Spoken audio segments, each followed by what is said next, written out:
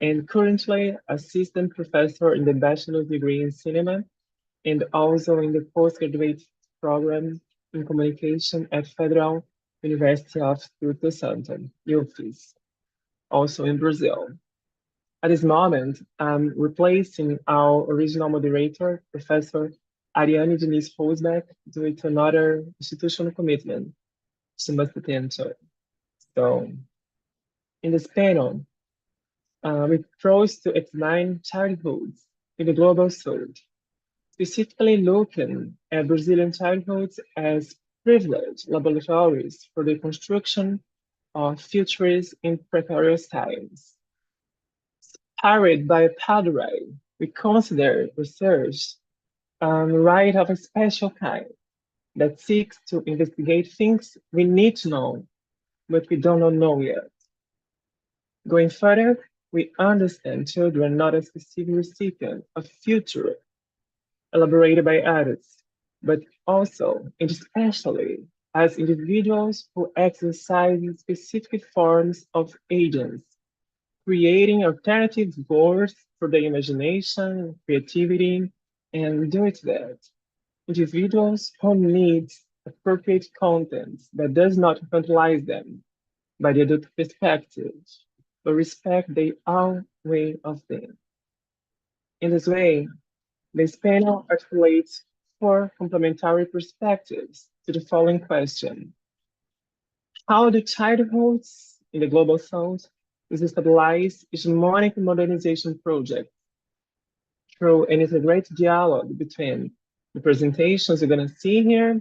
We will explore how these different approaches, digital Black childhood, nostalgic temporalities, audiovisual futures, and public politics converge to review childhood as a critical case of study for our colonial imagination. By looking on the specificities of Brazilian context, our intention is to contribute to a reflective approach within the Global South, demonstrating how childhoods function as bridges between ancestry and future, local and global, requiring as conditions in the huge creativity potential. The first presentation of a panel entitled Digital Black Childhoods, Self-Narratives that Transcend Violence will be present by Jacqueline Costa, a PhD student and candidate in communication at Federal Fluminense University. After her, we will have the other ones, and at the end of the four presentations, we will open a time for discussion with you guys. So it's your turn, Jack. Good speech. Now it's me.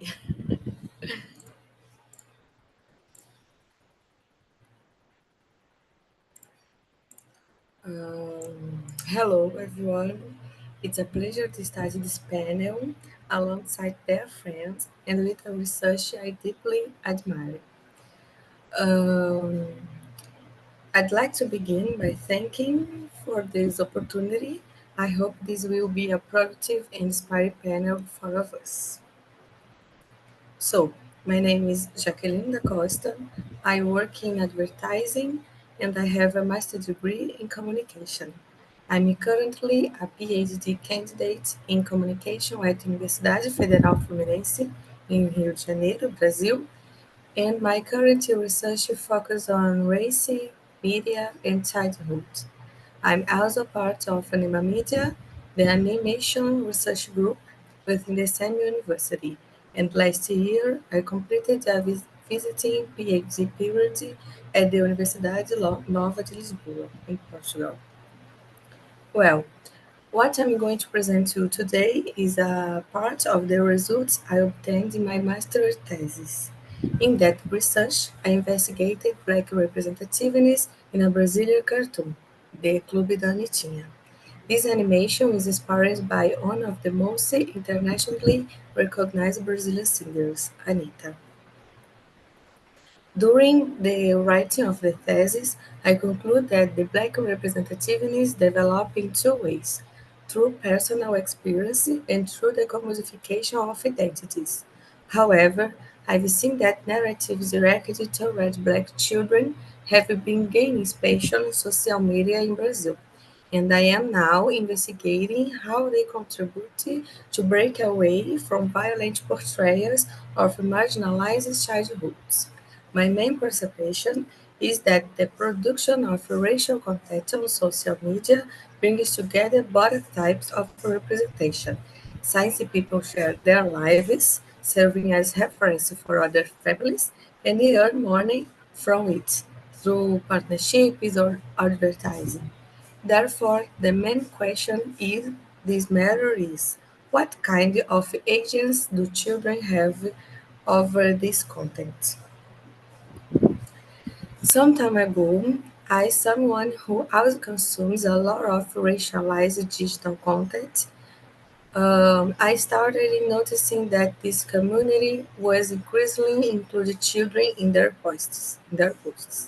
However, I can't deny that there are many issues surrounding children's exposure on social media. Recently, in Brazil, after YouTube Felca's video "Adultização" or "Adultization" went viral, denounced the exploitation of children and twins, a new law for their protection, the Digital Child and Adolescent Statute, ECA Digital, was approved. This debate has brought to light broader discussion about children's access to the Internet and the shared responsibility for the parents and social media platforms ensuring their online well-being. Felker himself, the influencer who exposed this type of reality show that promoted sexual interactions among teenagers, became so well known in Brazil that he was given a segment on Fantástico, one of the most prominent programs on Globo TV channel. My main hypothesis is that parenting can offer us valuable insights into this situation. Parenting is a relatively recent term used to describe the relationship that a caregiver establishes with a child, as well as the practice adopted by the current generation to ensure the best possible development of the next ones. According to Iaconelli, parenting, which brings together parental rules and function, emerged in France in 18th, but it became more prominent in 19th. The term gained popular through theoretical contributions and was propelled by neoliberal discourse, in which the role of parents became an obsession with in the pursuit of better education.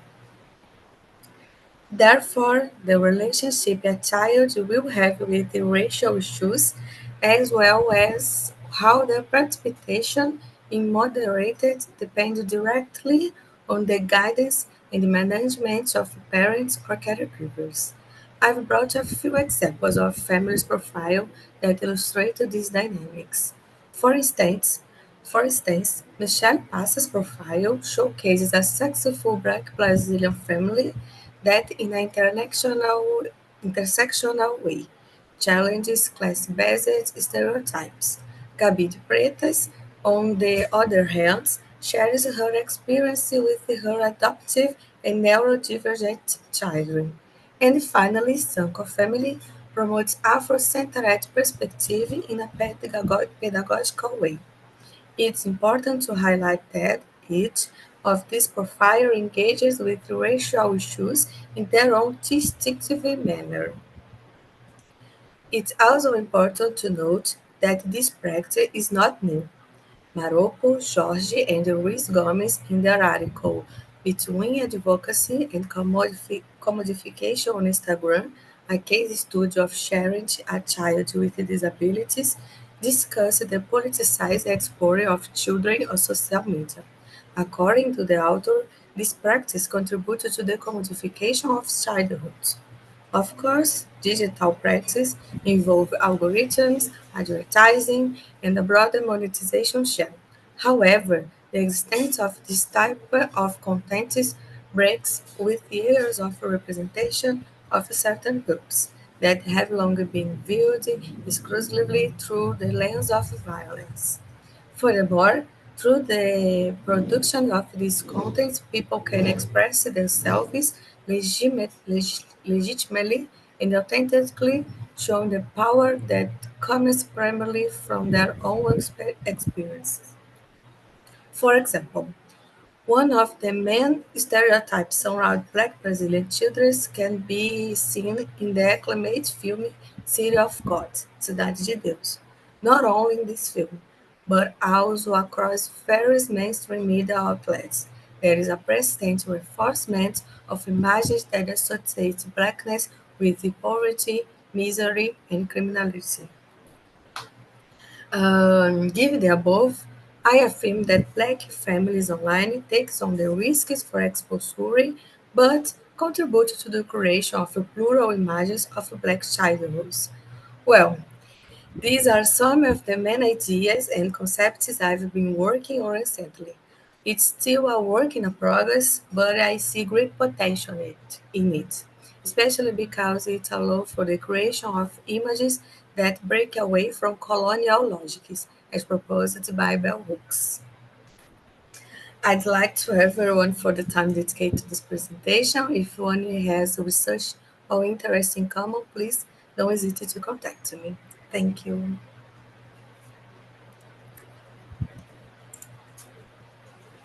Thanks, Jacqueline. Nice to hear you. We're gonna listen now, guys, to Dionisio. Dionisio is also a PhD student and candidate at Federal Fluminense University. His presentation will talk about childhood nostalgia as technologies of temporal resistance. Welcome, Dionisio, and I wish you a good speech. Are you listening? Yes, we're listening. And also seeing your presentation. Okay. Hello, everyone. My name is Dionísio. I'm a doctoral student in communication at Federal Fluminense University. It's a pleasure to be here at this event and to share some reflection that I've been developing since my master's program in culture and territorialities, where I investigated the whole of nostalgia in the travel experience of young otaku. Here, I present an excerpt from my field work, which allowed me to observe a phenomenon of intensive affective engagement. The search for and deepened consumption of Japanese animations, aka anime, by my interviewers, especially during moments of social or psychological difficulties. Um, so it's important to keep in mind that the data collection interviews took place during the period of social isolation caused by COVID-19, all right? A time of profound adversity. In this sense, the focus of my argument lie in reflecting on nostalgia, specifically mediates through Japanese animation as an aesthetic and psychological strategy employed by individuals to cope with what Costa and Coração define as the pain of presence. All right. It is important to, however, to briefly characterize the present to which the pain of the present refers. Not only was the COVID-19 pandemic still unfolding at the time, but Brazil was also facing a broader set of historical and social challenge, creating unfavorable environment for young people, especially. The participants I interviewed were between 19 and 38 years old in 2020, which means that the most of them experienced the 90s, a particular period for both Brazil and the consummation of Japanese audiovisuals. So that decade marked the peak of Japanese animation on Brazilian television, both on free and cable channels. It was also a moment of economic stabilization with the containment of inflation, something that restored purchasing power and temporarily dispelled the fear of money losing its value. At the same time, the 90s represented the consolidation of neoliberalism in Brazil. Yet, as childhood memories, those years are often recalled by these young adults as simpler or more positive times, even within a complex economic context. Their young, however, unfolded during the 2000s under the governments of the Works Party, a period marked by social and economic expansion, like access to credit, the valorization of the minimum wage, and the creation of several new public universities. It was a time of hope and upward mobility, especially when compared to previous decades. This horizon changed drastically with the impeachment of President Dilma Rousseff, followed by years of austerity measures, cuts in social and education programs, and eventually the rise of an extreme right government. For a new generation of young people, this sequence of events communicate a sense of betrayal of the future, a perception that the promise of progress had been interrupted. In many ways, guys, this aligns with what Bauman describes as heterotopia, the collective tendency to look backward for comfort when the future no longer seems reliable. It's this dissatisfaction with present that gives rise to what Costa and Coração called the pain of the present, expressed through three dimensions. First, a critical awareness of structural injustice and the ongoing persistence of coloniality. Second, the cessation of temporal looping, as if the same forms of the violence and frustration were endlessly repeating. Third, the anguish of living in a present that doesn't move forward, where the future seems suspended. So, the pain of the present and nostalgia are deeply connected. The awareness of living in a time of uncertainty and frustration often triggers a longing for a past that seems more stable or meaningful. Yet, rather than a simple escape, nostalgia transforms discomfort into reflection. By revisiting the past, subjects reinterpret the experience, sink in those memories, the emotional and symbolic researches to cope with the present and imagine alternative futures.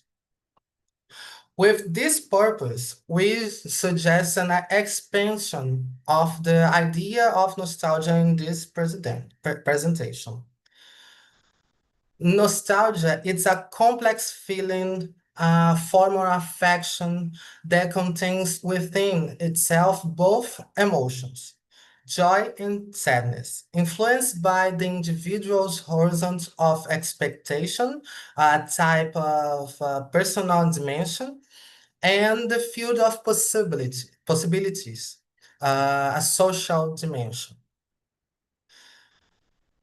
Joy is linked to the capacity for hope, or as Paulo Freire says, the act of esperançar. While sadness is associated with melancholic, the expression of mourning for what has been lost. The balance between these two poles determines how the subject deals with the memory of the past in the present. When sadness prevails, nostalgia tends toward paralysis, a form of restorative nostalgia. When joy prevails, it becomes a creative force for the reinvention of the present, a type of reflective nostalgia.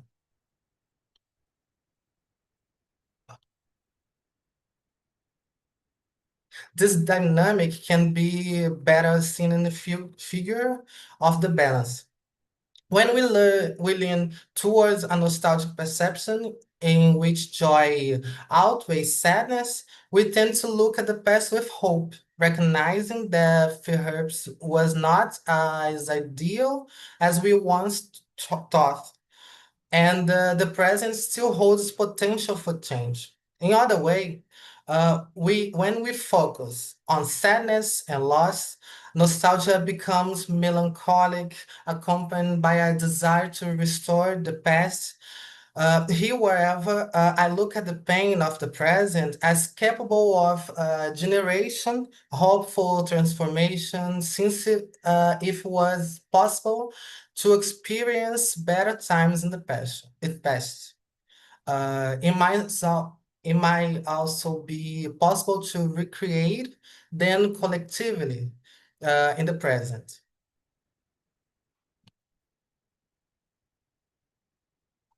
Well, if we are talking about returning to the past, this movement is only possible thought memory and the ways we elaborate it. For this, it's important to remember that memory first is always an elaboration of the present up onto the past, in which the body plays a central role because it's the body that is affected by feelings and emotions, giving materiality to remembrance. Second, it's always social, even when it seems individual. Memories are shared and sustained through groups of reference, as Halbach's remind us. It's a complex process of remembering and forgetting, where both play an essential role in shaping identity. And fourth, is anchored in symbolic marks that gives coherence to our sense of the world, such as television, which for many serve as the site where Japanese animation were first experienced and emotionally internalized. In this context, we can understand that for many adults, childhood becomes a privileged temporal reference, a symbolic territory to which they return in order to reframe the present. Japanese animation, as well as television itself, operates as mnemonic marks, sites of memory that condenses affections, values, and worldviews. By revisiting the cartoons of the childhood, these subjects don't simply recall to the past. They also active technologies of temporal resistance, ways of challenge the linear modern notion of time and of reconnecting with a past that offers both mean and refuge, I mean the pain of the present. I will now share some excerpts from the interviews that helped me to think in this direction. Let us begin with Deborah, a 25 years old woman at the time who lives in Japan and now is a mother. Her accounts reveal a strong critical awareness of her time, first of all, followed by social anxiety that place her in a state of constant vigilance, and pessimism toward the world, right? By recognizing that this way of living harms her soul, mind, body. She turned to Japanese animation as a search of comfort and refuge, especially those that, despite the fighting struggle, offer a more beautiful perspective on life, such as Card Captor Sakura. In this animation, in particular, everyday moments like friendships, care, and admiration of nature are portrayed as powerful gestures, inviting viewers to rediscover tenderness and imagination in ordinary life. Um, Through this narrative, Deborah finds a way to subvert modern time, connecting herself to a more poetic and healthy rhythm of existence. In her daily life, she chose to walk through places that remind her of the anime. For example, stopping to admire cherry blossoms, contemplating the landscape, or adding a touch of playfulness to her routine by wearing a hiding brush under her clothes, under her work clothes. In doing so, she reinvents her relationship with time, using nostalgia and imagination as a small acts of resistance against this accelerated and anxious logic of the present. On the other side, Breno, a teacher who was 29 years old at the time, revisits the anime of his childhood, such as Naruto and Dragon Ball, with a more mature perspective. He perceives this narrative as such as of moral teaching, lessons such as never give up, and everyone has their own path. His nostalgia isn't a desire to return to the past, but rather an attempt to give meaning to the anxieties of the present, transforming memories into learning and self-understanding of life. So, in both narratives, childhood nostalgia appears as time before modern times, like a moment when the world seems lower and full of possibilities. This nostalgia acts as ethical and aesthetic force, helping these young adults to face the present and to transform themselves from within. Those nostalgia, far from being mere melancholic, becomes a way of resisting caring for oneself and imagining possible future. I have finalized that nostalgia mediated through Japanese audiovisuals functions as a strategy for coping with the pain of present, converting discomfort into creation, meaning, and renewed ways in the world. Thank you for listening to me. I'll be happy to discuss any question or comments, and you can reach me later at my email. Thank you, guys. Thanks, Dionisio. It was a very good speech, actually. So Going further, now we're going to watch the PG candidate, also in Federal Fluminense University, Pedro Alves, talking about technologies of futurity, children's audiovisual, and alternative temporalities in Brazil. Pedro, are you there? Thanks, Arthur. Okay, Pedro, good speech.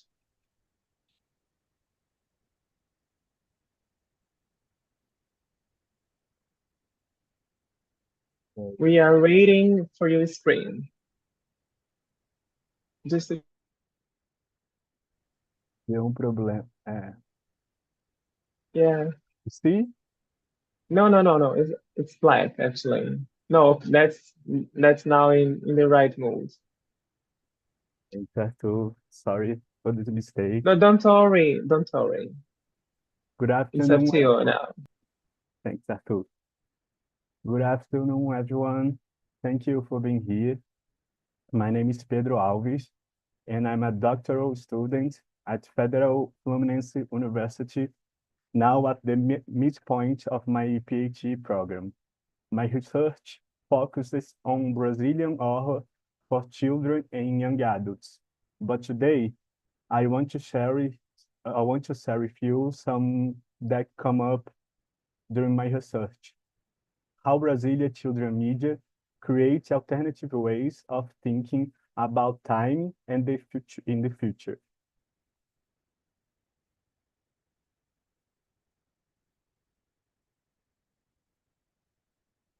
My main question in this presentation is, how do Brazilian children in audiovisual media develop representation, temporality, and futurity? I focus on three productions: Irmão do Jorel, Jorel's Brother, Bia Desenha, Bia Draws, and Monica and Friends, the series. These shows actually build what I call technologies of futurity through strategies of futurity. Oh, through strategies of futurity by me more accurate. I'm talking about cultural tools embedding these narratives, aesthetics, and distribution models. Those two tools help children imagine different possible futures. Through these case studies, I will show how racialized children in the global South navigate contested paths, difficult presents, and possible futures, often all at the same time. Why does this matter? Let me share with you some information. Brazil has 55.5% Black and Brown population, according to BGA in 2022, but only 22% of Brazilians feel represented in media. 32 million Brazilian children live in multidimensional poverty, according to UNICEF in research in 2023. These children face combined disadvantages in education, health, house, and access to culture. Lack of Brazilian representation on TV, especially positive images, leads to childhood racism. So these shows are not just entertainment. They show children what's possible and who they can become. This comes from a specific moment in Brazilian media. Law 20,485 from 2011, commonly known as the paid TV law, required paid TV channels to show Brazilian content. This would generate 400 million reais in investments based on an initial estimate. In this report from July 18, 2012, the headline reads, "The business is serious. Non-existent a decade ago, The production of Brazilian animated series established itself with 13 new projects for children and adults. On the right, I still for a series that was still in production at a time, Jorel's Brother. At the same time, digital platforms like YouTube create new ways to reach audience. Galinha Pintadinha, or Lorry Dud Chicken, has up to 27 million subscribers, and the videos combined have more than 10 billion views, all without any traditional broadcaster, according to Rosbeck's article for 2021. This combination, more production support plus alternative distribution, help creators make more culturally specific content for Brazilian children. Jorel's Brother premiered in 2014 as Cartoon Network's first original Latin American animation. It won the Quirino Awards and got an Emmy Kids nomination. This series is set in late 1980s and early 1990s Brazil. It tells the story of young Jorel's brother in the center of this image and his everyday life with his family, school, and friends. Now, let me show you a video clip. This is Seja Brócolis or Be Brócolis from season 3. This way, you can see the animation style. The video is on Copa Studios' YouTube channel with English subtitles. Copa Studio is the production company. Unfortunately, the other two shows don't have English subtitles available.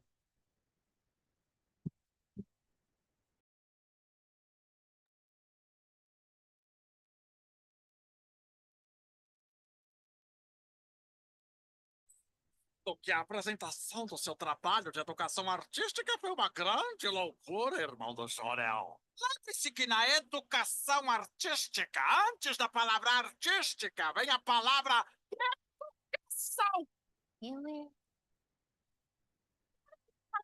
Gigante japonês apareceu de e deu uma cabeça voadora, fez uma vozinha assim na minha cabeça e disse que a gente tinha que salvar o Japão. Aí o monte foi embora, mas a Lara me deixou pra cuidar de 32 filetes de mortos e eu comecei a trabalhar como ninja de aluguel pra sustentar esses bebês mortos que era tão fofinho. E por isso que eu... Imaginação inimiga da atenção. Mas isso aqui... Isso que você faz durante a aula, em vez de copiar a matéria? Fica desenhando um homem de rabo de cavalo. Você não fez o trabalho direito e agora vai ser punido com cultura. É o seu castigo por não ter cultura, irmão do Jorel. Não, dona Lula, tudo menos isso. Não, não!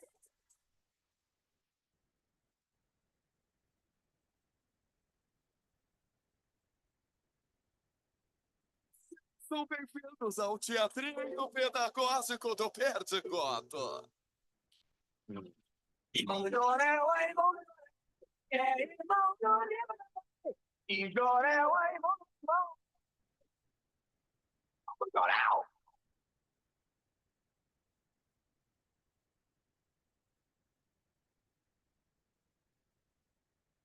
The historical setting for this animation actually works as a tool for addressing today's childhood experience and appeals to different generations at the same time.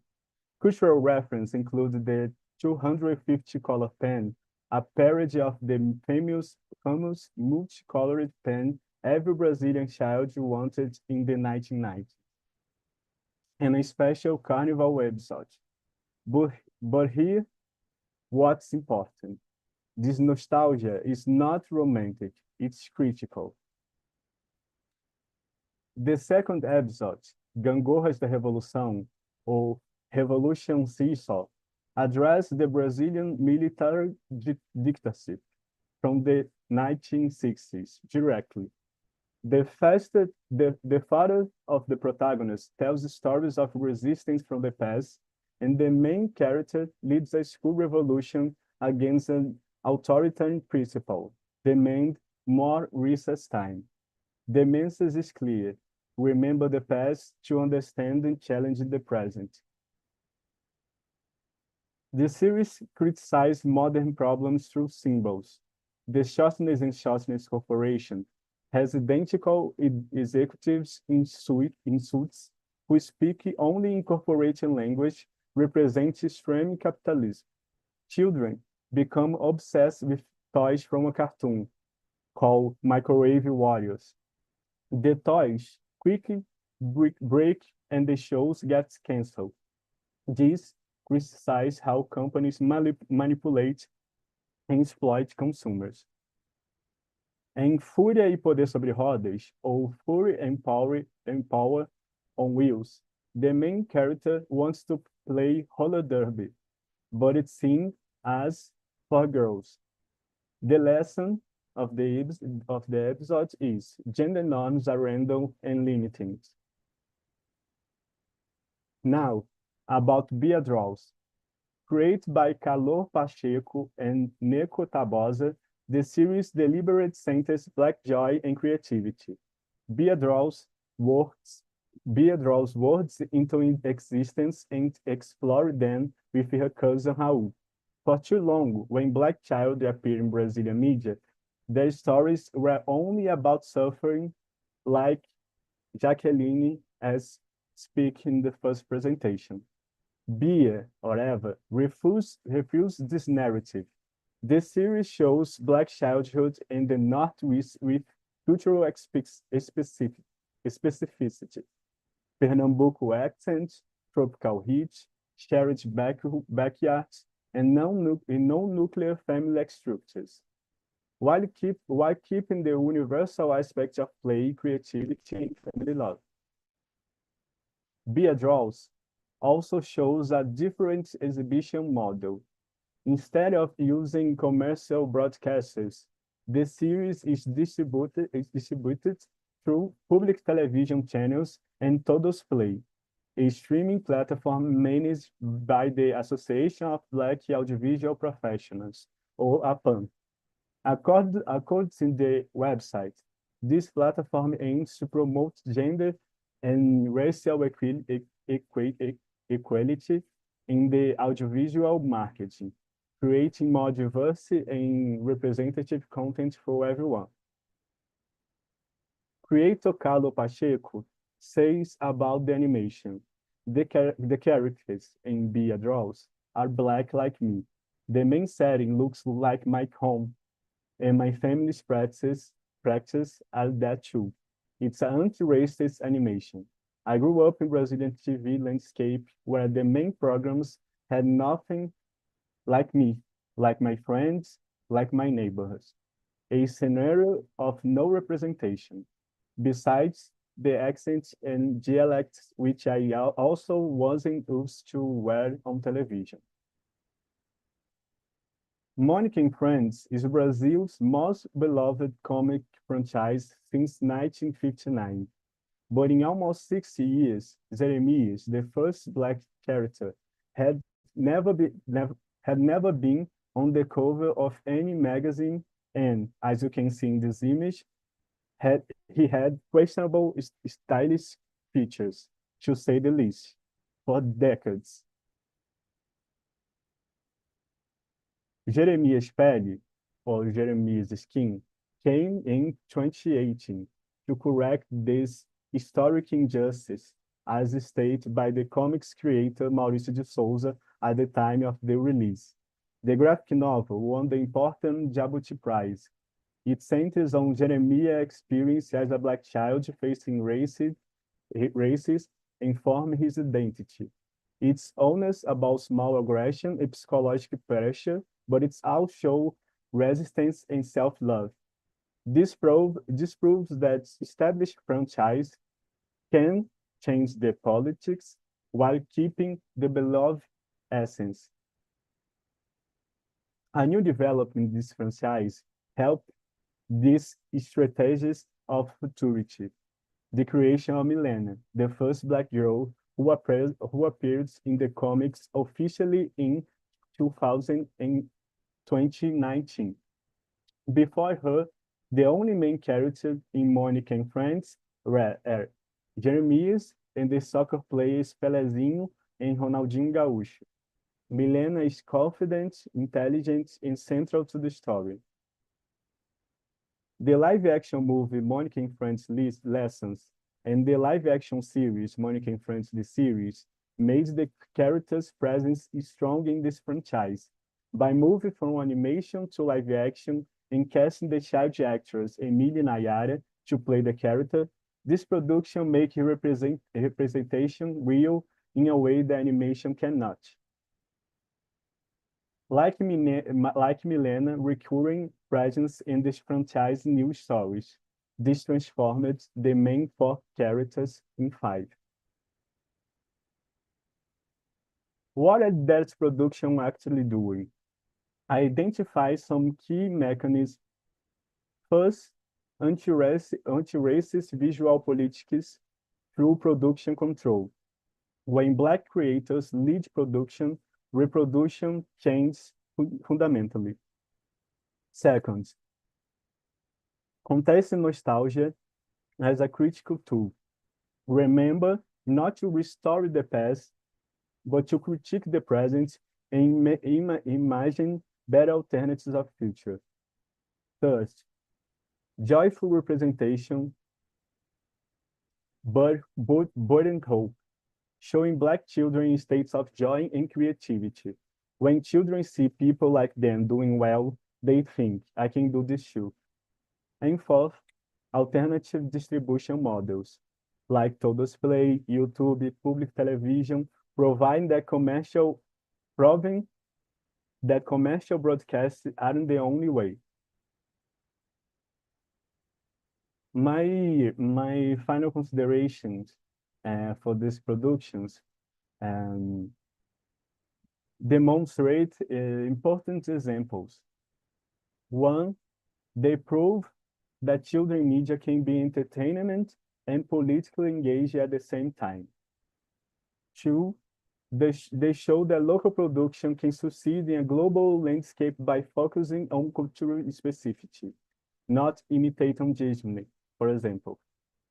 Three, they offer a model for addressing sensitive topics like dictatorship, racism, poverty, while keeping joy and hope. They show that commercial success, and artistic owners are not opposite forces. And that's it, folks. Thank you. I'd be happy to take question later, and anyone can contact me through my email on the screen. Thank you, Pedro. It's always very nice to hear you. So, your presentation is still on the screen. Okay? Thank Sorry. you, Pedro. Don't worry. Thank you. Well, now it's my turn to present you my speech, which is entitled Public Policies for Children's Audiovisual as an Alternative to Media Imperialism. I'm going to share my presentation so we can start. You all can see it? Yeah. Thank you. Thank you for your feedback. Well, as I said before, I'm currently professor in bachelor's degree in cinema and audiovisual medias, and also in a postgraduate program, master and PhD in communication at Federal University of Espírito Santo. My researches are centered on Brazilian children's cinema and audiovisuals, as well on public policies to Brazilian cinema and for Brazilian cinema. Well, here at UFES, I'm leader of the research group called Brazilian Observatory of Children Audiovisual. And in addition, I'm also author of several audiovisual projects dedicated to young audiences. Well, to start this communication, I need to, to start from the beginning, actually. So, the first record of cinematographic activity in Brazil dates back to 1898, when the film Vista da Baía de Guanabara, or View of Guanabara Bay, directed by Afonso Segreto. This man in the picture that you can see was exhibited in just 3 years after the first arrival of train, the La Ciotat station by Lumiere's brothers, which is regardless a landmark in the history of cinema. Well, producing closer to formats that we recognize now, such as short and feature films, began to appear in Brazil in the following decade, like 1908 and 1914, respectively. Well, both film market and the art of film evolved in a in Brazil, evolved in a very similar way that also occurred in many other countries, especially in the South Global, actually. In the 1940s and also 1950s, Brazil experienced some of its earliest industrial ventures in film production, with much like the other countries of global south were not entirely successful. Nevertheless, even the sector gradual development, the first Brazilian films made especially for children will appear only in 1946, actually the first short film called Janjoca, O Dragãozinho Manso, or in English, Janjoca, The Gentle Little Dragon, directed by Humberto Mauro, a very important filmmaker in our history, followed by the first feature-length film called Amazon Symphony. Actually, in Portuguese, it's called Sinfonia Amazônica. It's our first animation language film, feature film, and also aimed at children. This production was directed by Anelio Latin Filho. However, before this, Brazilian children were already familiar with the experience of moviegoings, actually. At the time, they would usually watch comedies and family-oriented productions, family films. It was only later in the 98 that Brazilian children truly began to be seen and recognized as a distinctive target audience. But the shift also happened with the emergence of the group called Os Trapalhões. A group consisted of four comedians who became national icons, actually. Renato Aragão, the one at the left, best known for his character, Didi Mocó. After him, Dada Santana. After him, Mussum. And after him, the last one, Zacarias, as you can see in this picture. Um, from the 70s, actually, from the 60 years through the early of 2000s, Trapalhões producing around 40 films aimed at children and family. Each new release of them would attract an average of 3 million viewers to the movie theaters, and sometimes even more. Sometimes they reach at 5, 6, 7 million viewers. An extraordinary number for that moment. After the era, only one other figure reached a comparable success. It's obviously the television host and performer, Xuxa, Xuxa Meneghel, a major cultural phenomenon in Brazil and also well known across Latin America.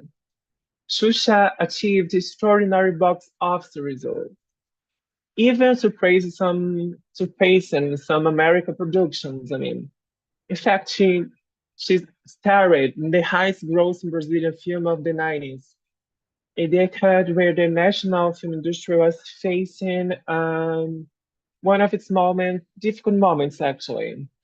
Um, a serious crisis that began when the president of the moment, Fernando Collor, um, who is an open neoliberal and pro-privatization political, closes the Embra film, the state-owned film company of Brazil. It's precisely this crisis in Brazilian cinema that deserves our attention here. While national film production declined dramatically during the period, children films, particularly those featuring Xuxa and the Trapalhões, as well other productions outside our national system, star system. Xuxa is the bigger star of Brazilian children content till now. But anyway, they played, I mean, the children audience play a crucial role keeping audiences connected to Brazilian cinema. Throughout the 90s alone, these films brought an average 6.8 million viewers to movie theaters, representing nearly 60% of the total audience for all Brazilian films produced during that decade. I mean, it's a huge number, as you all can see.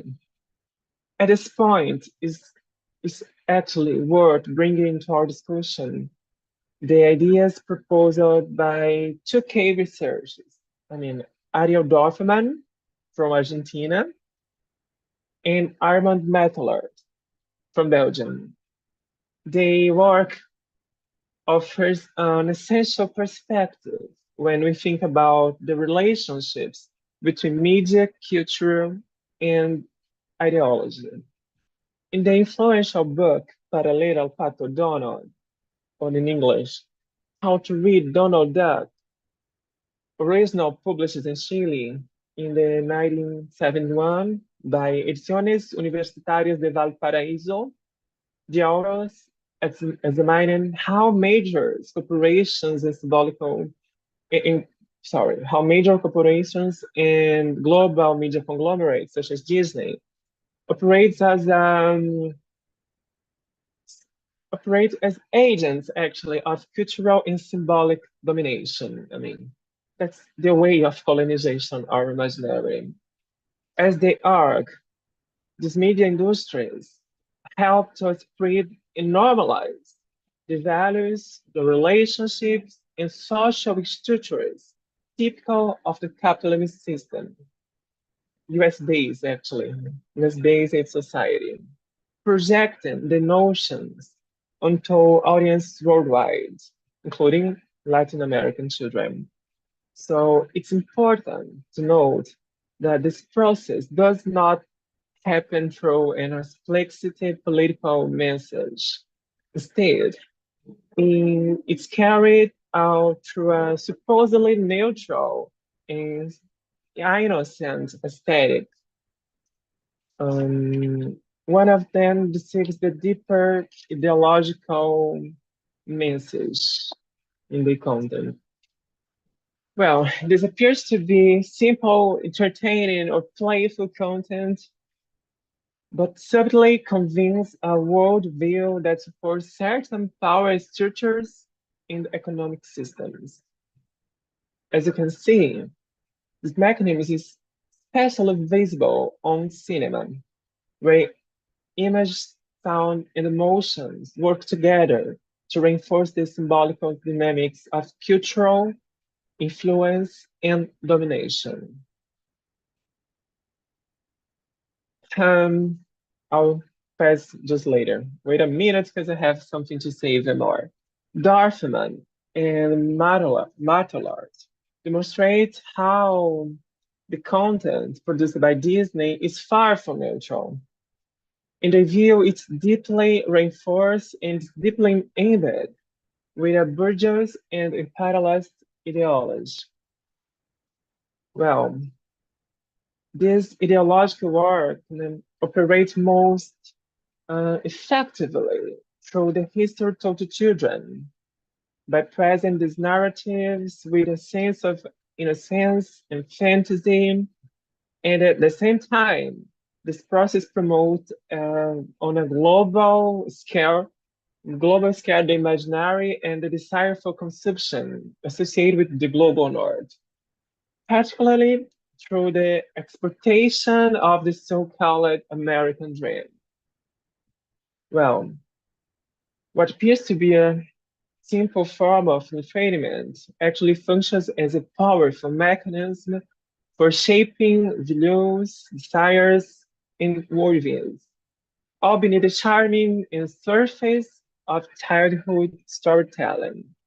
Well, in this context, Pedro Alves, who spoke before me, and I, when writing our article called The Trajectory and Strategic Relevance of Children Audience for Brazilian Cinema and Audiovisual, we emphasize the crucial role of public policies in providing local audiences with cultural reference that reflect their own culture and own identity, particularly looking to the Brazilian case. However, the reality is that in Brazil, children are hardly regarded as a strategic audience, even for data and evidence constantly demonstrate both. They're interested in watching national content and also the remarkable market potential. Moreover, the history of Brazilian cinema itself confirms the strength of children audience. And if you look beyond cinema, the same pattern holds in Brazilian TV market, especially the pay TV market, where children's programming consistently achieves the highest ratings in the segment. And actually, adding a bit more of historical background in the context of audiovisual here.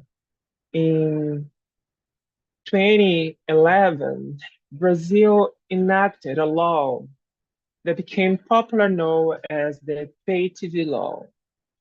This piece of legislation not only required telecommunications companies, those responsible for operating television channels in the paid TV market, to allocate part of their taxes revenue toward the development of Brazilian audiovisual sector, but it also mandated that these companies, these broadcast companies, broadcast a minimal percentage of Brazilian content on their channels.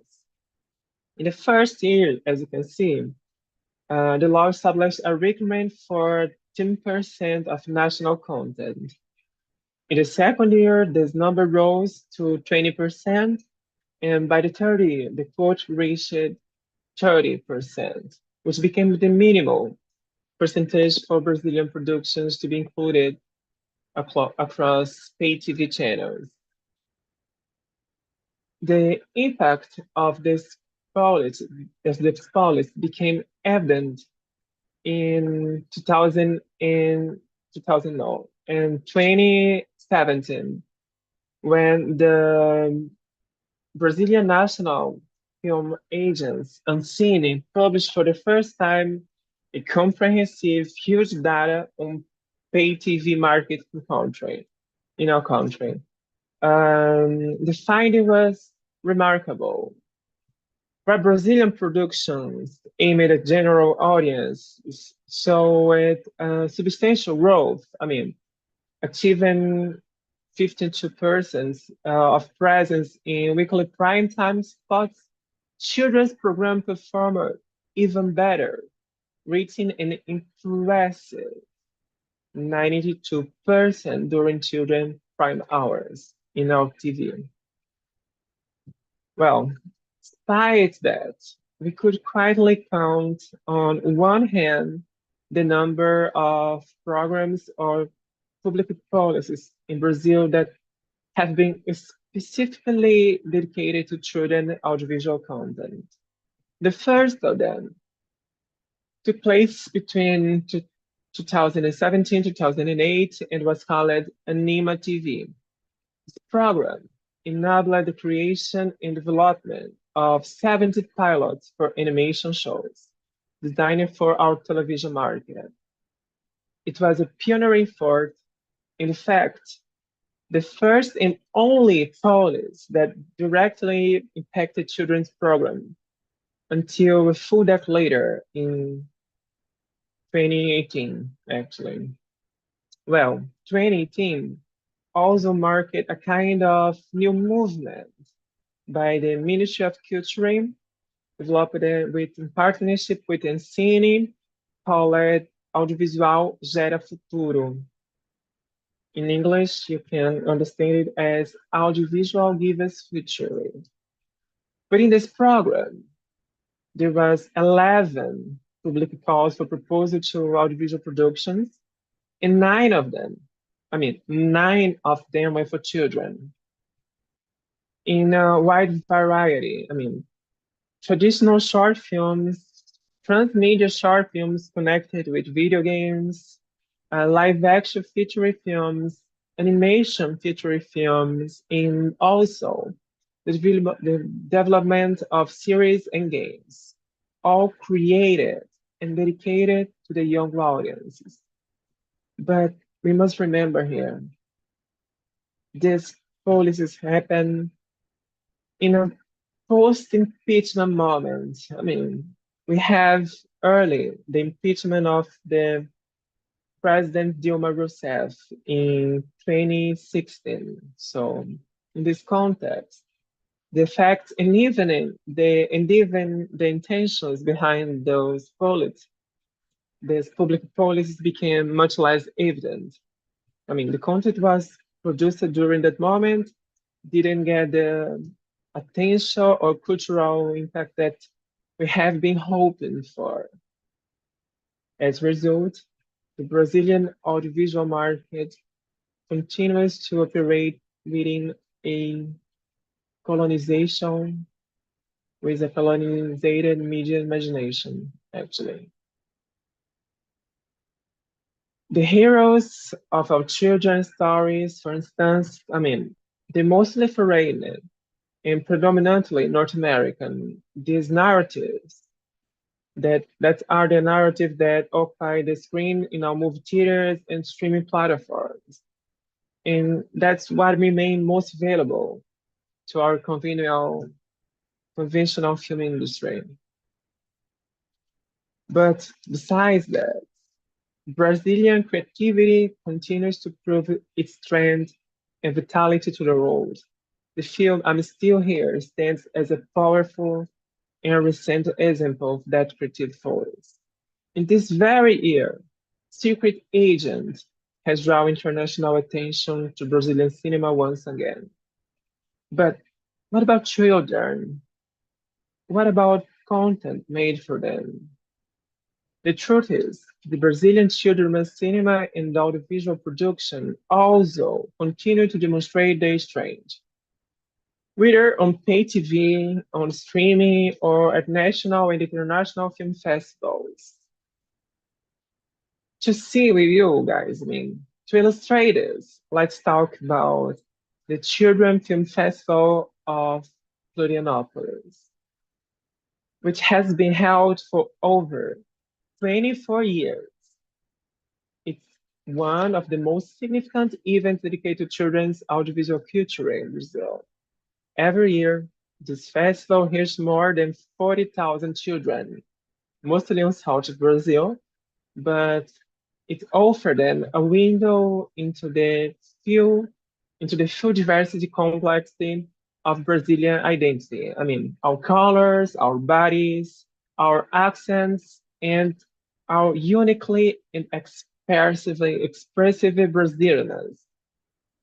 Well, and yet, this brings us to a very crucial question. What is still missing? I can answer that. What is missing are consistent public policies, one that focus on audience development, that encourage the creation of new narratives, and that ensure the proper distribution of them. We still need to make cinema in as a critical part of the school environment, allowing children not to only watch movies in the classroom, but also understand the experience of cinema and films as a form of expression. We need a truly action to promote the production and circulation of Brazilian children films, to guarantee cinema's presence in school, and to cultivate from the very early age the habit of engaging with national audiovisual content. I mean, this is not merely cultural policies. It's an investment in the formation of a conscious, diverse, and culturally sovereign audience. So this is my speech. This is what I bring to us to discuss. And now we're gonna open to discussion between us. If you have any questions or wish to contribute to any research here, that's the moment. Thank you. Yeah, thank you so much. And just for information for the public, if you have any questions, you can just raise your hand. I can see that, and then I'll give you the ability to speak. Yes. Thank you, Zamira.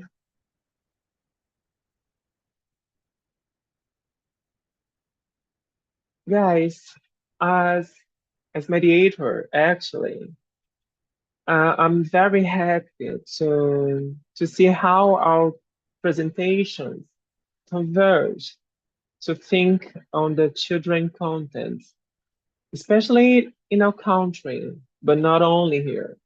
I mean, when we think in our childhood, what are the images of cinema, of films, or audiovisual productions that we remember? In my case, and I'm here as the first one to answer that. In my case, I can remember Sítio do Pica-Pau Amarelo, a content that I watched in the early of 20s, I mean 2000s years. I was 12 years old or even less, and that's Brazilian content. I mean, that was not something from outside that made my entire childhood be something more like more Brazilian, you know? I don't know. Do you have memories of something like this? I don't know, Jacqueline, Dionisio, Pedro, because that's very relevant to me. And also bring me to my nostalgic moments when I think of my childhood.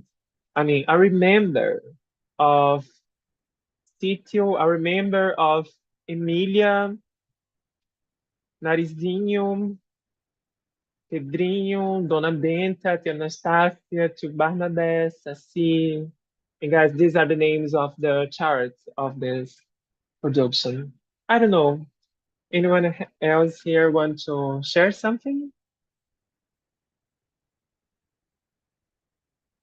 I didn't Pedro? watch this show. Dionisio. I didn't Really? watch the show. I Oh was my so young. goodness. Really?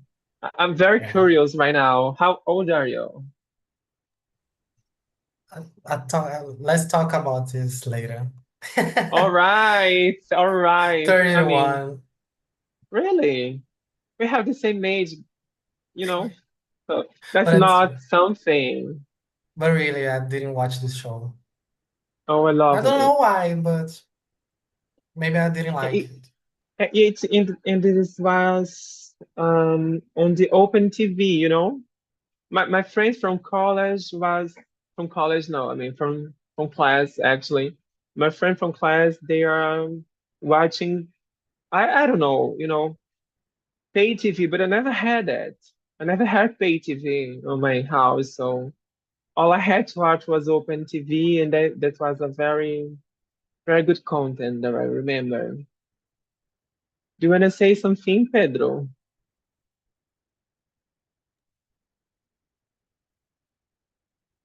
I don't know about your question. I mean, Um, which kind of children content do you remember from your childhood? Remember something? Maluquinho, menino Maluquinho fez uma Oh, música. Maluquinho. It's like É, the craziest boy, é, em based on I think it's Ziraldo. Yeah. the Nut Boy, I think. The Nut Boy, yeah. Yeah. Uh, Craziest is like a form of expression, darling. But I love uh, this one. hum, Sítio do Pica Amarelo também. Of Yeah. But the crazy little series of Globo, like um, the Power Range of Angelica, Oh my goodness. Bambu Luar, Bambu Luar. Bambulua, Bambulua.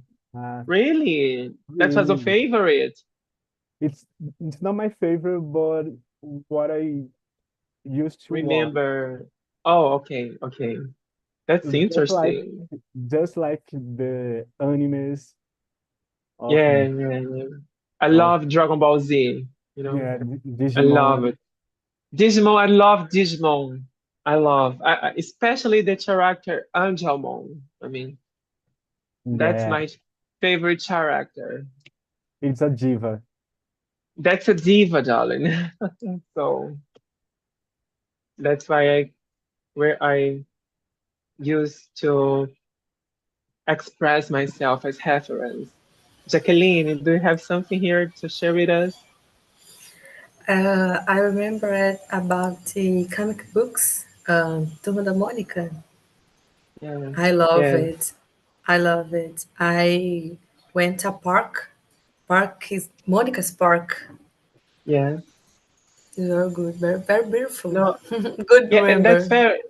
that's very interesting because as you and Pedro said here, the Monica and Friends actually, Turma da Mônica in Portuguese, is the most successful case of comic books here in Brazil. I mean, they are the only one that put Disney out of the journal banks. So Turma da Mônica is a really big case here. But when we think about representation on that kind of content, we can see that they are lacking, that we we not we not recognize them today. I mean, Milena is a very special moment that came to public in 2019, as Pedro tell us, and that the first Black leader protagonist, you know. That's interesting because it took Yes, a long yes. time, you know. Unfortunately, no have a black representativeness Yeah, in Monica yeah. and her And the friends. friends. Uh, yes, have an interesting thinking. Turma da Mônica repeat the form about the little celebrities. Yeah, Pelezinho, Neymarzinho, yeah. Zé Justin. Carioca. We had a Zé Carioca, you know. That's a Yes, bird. Raised or Rio. That's interesting because they had actually always been looking to the popular trends. I mean, we say trends just now with Twitter or medias, digital medias, but Monica and her friends has a special case of two sets to look what people are watching or enjoying this moment and put into those narratives. Well, something more. Let me I see our think is YouTube. one hands up. Hands up. Victor, thumbs up. Okay, Vitor Henrique Guimarães. Hi, Vitor. Hello, can you hear me? Yes, Yes. So I have a kind of personal question. uh, personal for for you, for I all mean, of you, me? for all Okay, of you. okay. I All of us. guess I guess one of the uh, ways that we can measure the effectiveness of cartoons and TV programs to children is how they engage with art. And I remember in my childhood that I was a little. I could never draw. Visual arts and drawing arts were never and still is not art that I can do like I would like to do. But I remember many of my friends and colleagues in class that were really into animes and cartoons, and they were drawing, they were making these paintings, and I would like to know if with any of you, these animes, these cartoons, these comic books of your childhood flourished in you some kind of interest in doing art. This is the point of my question. How they engaged you to do art, or if not, if there's that's only something that you like, that you had like to see and watch and uh, chat with your friends about, or if you got into it by other means. Thanks for the question, Vitor. It's a very nice one. And also, it's nice to see you here listening to us. Well, I'm talking, so I'm going to go first, you know? Um, like you, I'm also drawing anything. I mean, I'm not someone who draws, but that content that I used it to watch as a childhood, in my childhood actually, that I used to watch as a child, gave me the inspiration to write. So today, as I stated before, I'm a writer of children content, of children narratives. So I have some movies for children. I'm also promoting my latest one called King, and I'm very glad that this, I mean, this moment at this moment of my life, I'm not only producing film for children, but I'm also connected with them in this actual time. I mean, I'm not so nostalgic about my childhood. Obviously, I like to remember, but as a writer and director of movies for children, I have to be connected with them right now, you know? So that's my perspective. And thanks for the question. Anyone more? Pedro, Dionisio, Jacqueline. Who's the next?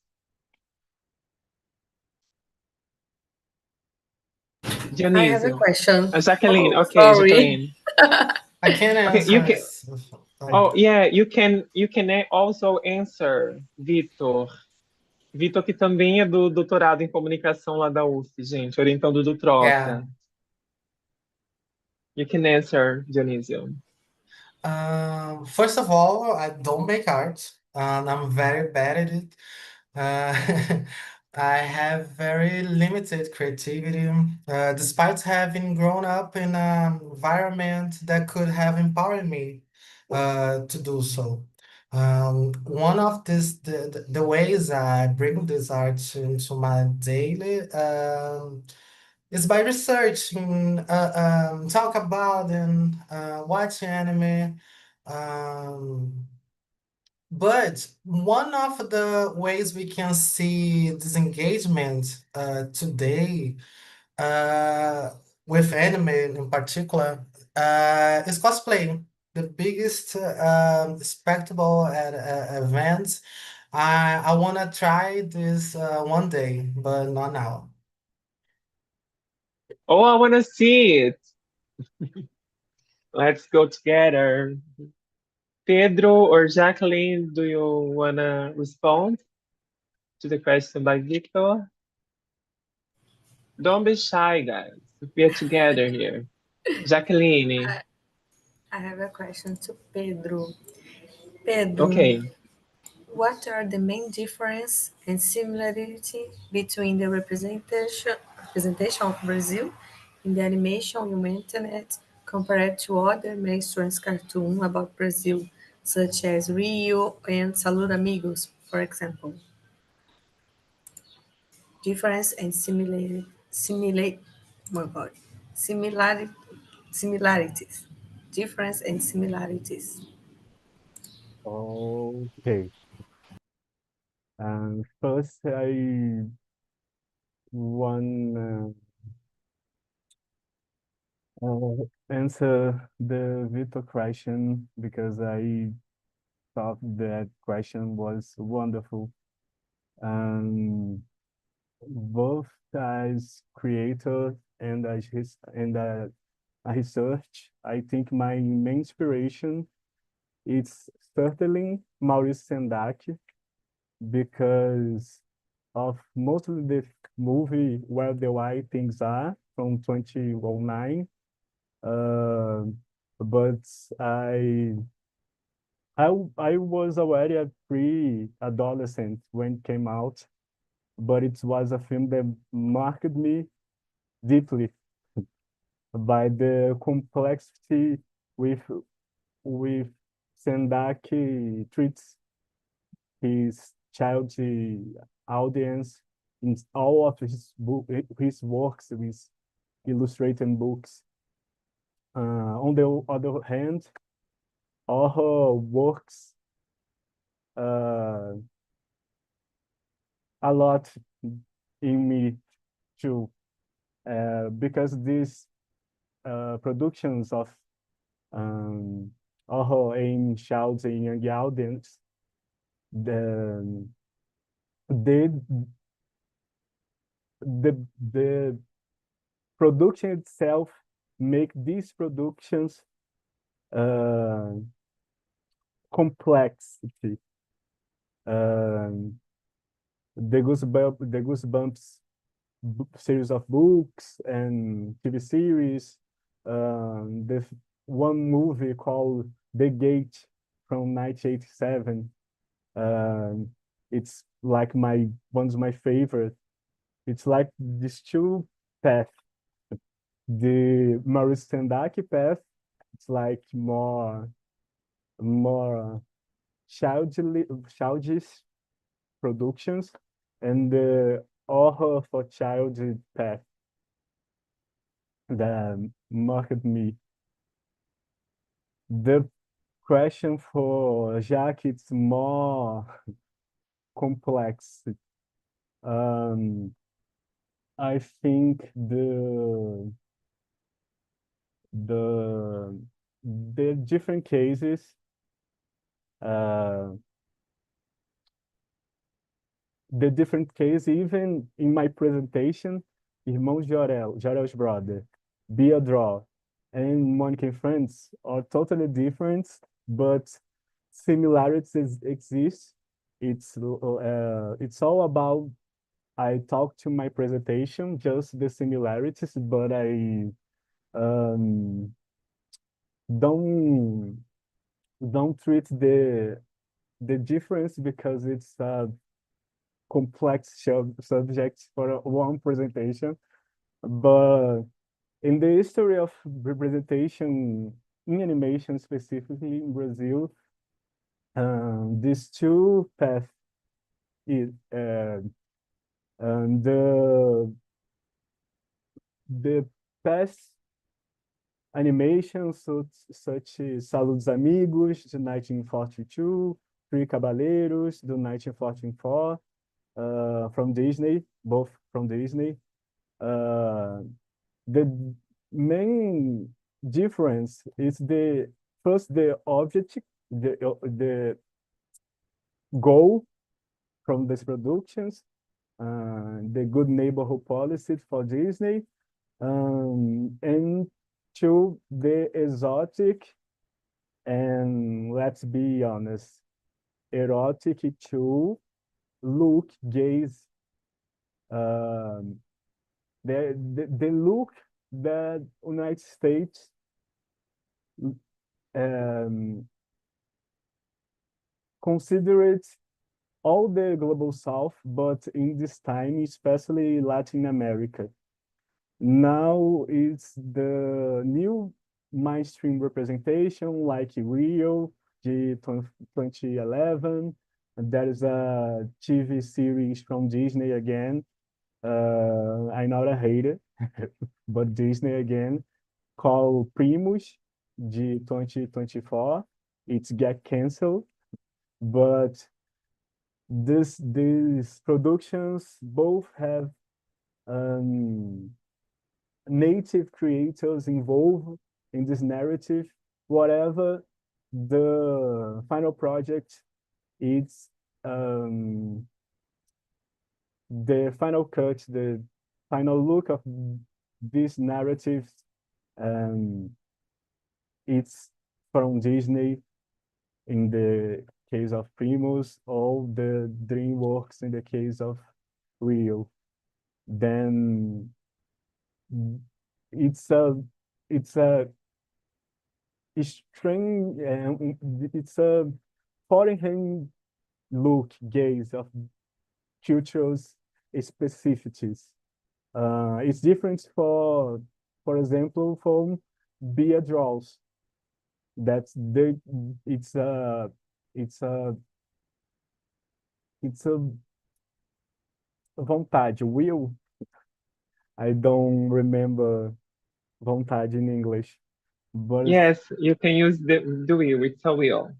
it's a will of her creator Yeah. to representate her will of the creator to represent her childhood, her neighborhood, her friends and families. Yeah. It's different. Yeah. But you know, Pedro, I think that in the very particular case, it's also close to what happens on Jorah's brother. You know, the aesthetic is different. I mean, that's not the hegemonic aesthetics that came from Disney, Pixar, or whatever.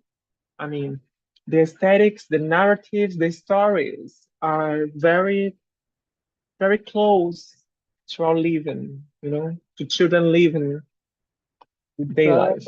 it's a continual battle Yeah, in between the channel, and in this case, yeah, yeah. and Because there are distributed, market concerns there.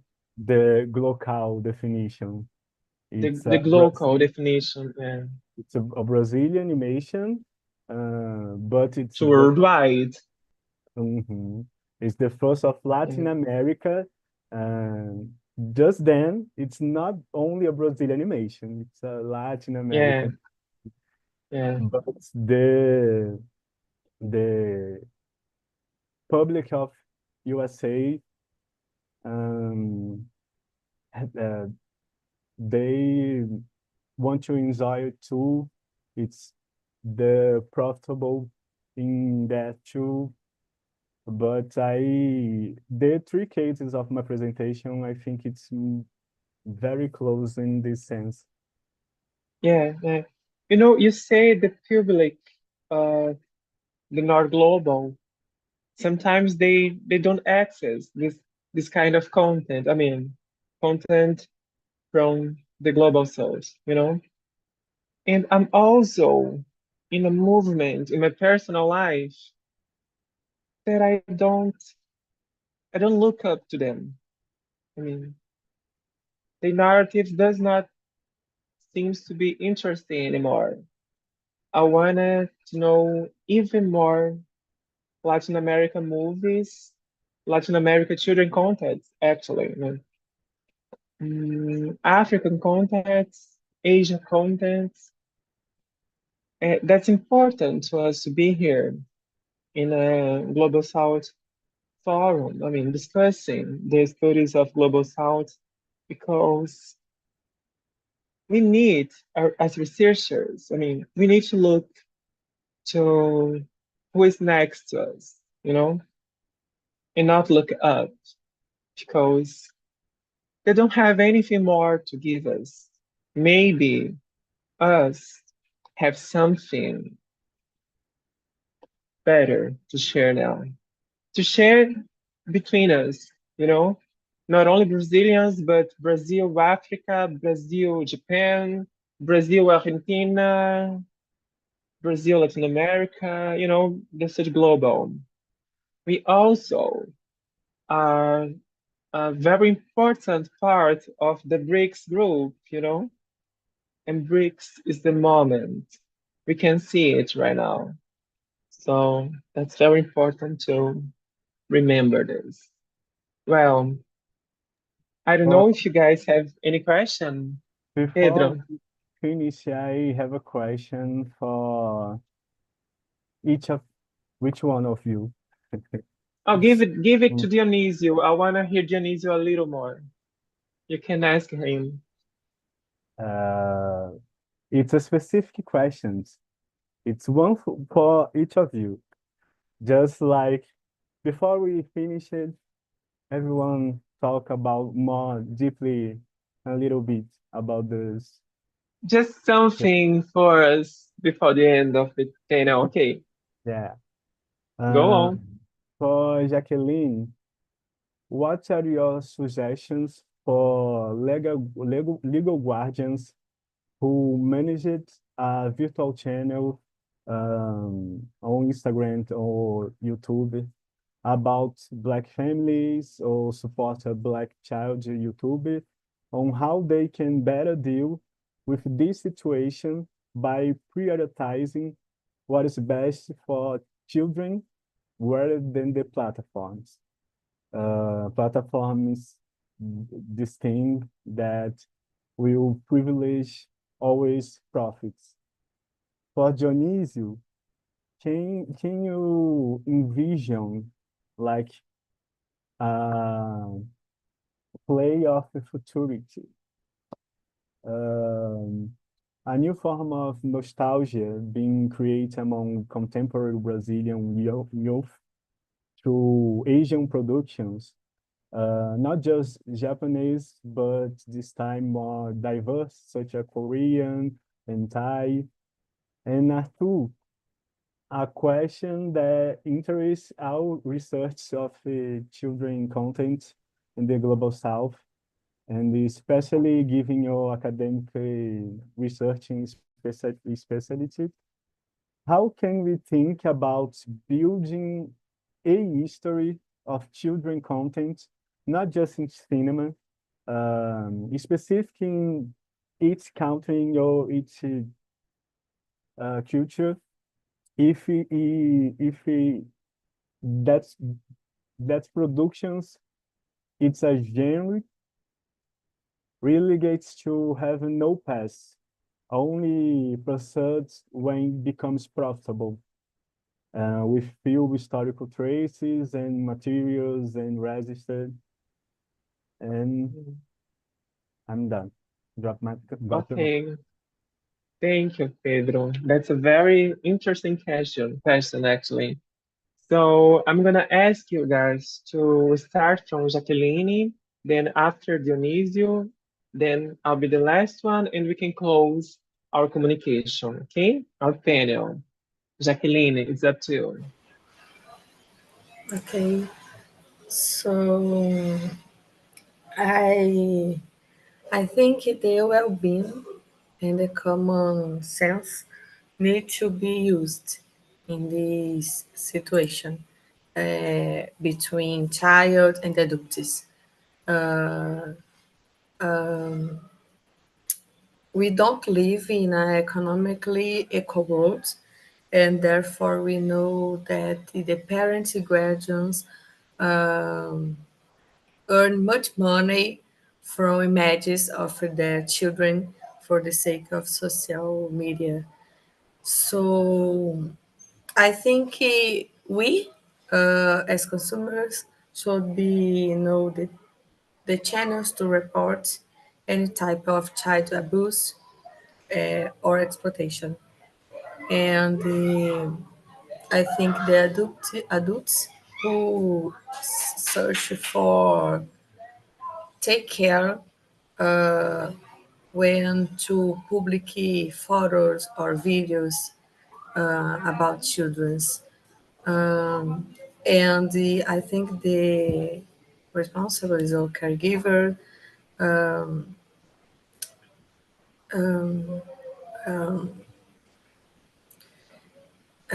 search for the laws and respect the voices of children.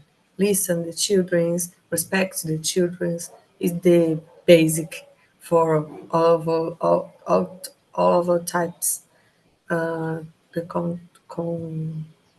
the content, I don't know, conteúdo digital, content digital. Um, I think it is. It is. Thank you, Jacqueline. Dionisio, it's up to you now. It's a good question, Pedro. It's a good question to make us think a little more about nostalgia. I think, yes, it's possible to glimpse a new form of nostalgia, a new form of experience nostalgia among contemporary Brazilian youth, mediated by more Korea production, China productions, Thailand production, besides Japan. Um, but I think this nostalgia isn't necessarily linked to the memory of a pasthood, um, like us, like the one the uh, uh, generation of 90s, 2000s. But they are native digital. Um, with digital network and fans communities that produce share effective meanings. You know what I mean? It's a nostalgia experience in a performative hybrid way, where desire for belonging and the identification with Asia characters, music, aesthetics, creates a feeling of transnational culture memory. What we don't see a lot of researchers studying. Oh, you know, but the challenge is to understand how this nostalgia operates emotionally and political. At least is my interest, my personal interest, whether it reinforces identities, blurs cultural boundaries, or new ways of relation to time and the media. But I think it's possible, but in a different way, that we 19th generation experience with a central um, with a digital network central for them. That's it? Thank Yeah. you, Dionisio. Thanks. Well, Pedro, thanks for the question. I mean, that's very important, to think about it and to think together about it. Well, I think that is really important that we think about building from the perspective of Global South a narrative for children content that even before looking at the audiovisual productions, I mean, we have to look to the children, their territories, their ways of playing and acting in the world. So To observe and listen to children in our context of global south is the key to think about how to analyze and tell the history of children's audiovisual content, and also as the relation between the audiovisuals and they. So I think that this is the key. And obviously, it's even better if we can do it together, you know, global social researchers coming along and getting together to write, to think, to discuss. So I think this is a very important thing that we have to do. And well, I believe that the discussions around children's content is attracting even more and more people. Our group of researchers worldwide is growing, timidly, slowly, but it's growing. Today, we can see young researchers increasing interest and attentive energy to discuss not only the children content present in the media, but the media themselves. I mean, the platforms, the movies, the TikToks, and things like that. And that's something that we have to celebrate, We have to celebrate it because it brings new eyes to these themes. So participating in events like this is important to broaden the reach of our topics, our communications, and our searches. Well, in this way, I close this discussion moment. I also thank you to you, Pedro, Jaqueline, Dionisio, Victor, people watching us. Thank you for being here. Thank you to Zamira for helping us as technical support here. Thank you. Yeah, thank you as well. Thank you for your moderation. And I all wish you a good day. And it was very interesting to hear your presentation. Thank you. Thank you. See you. Thank you.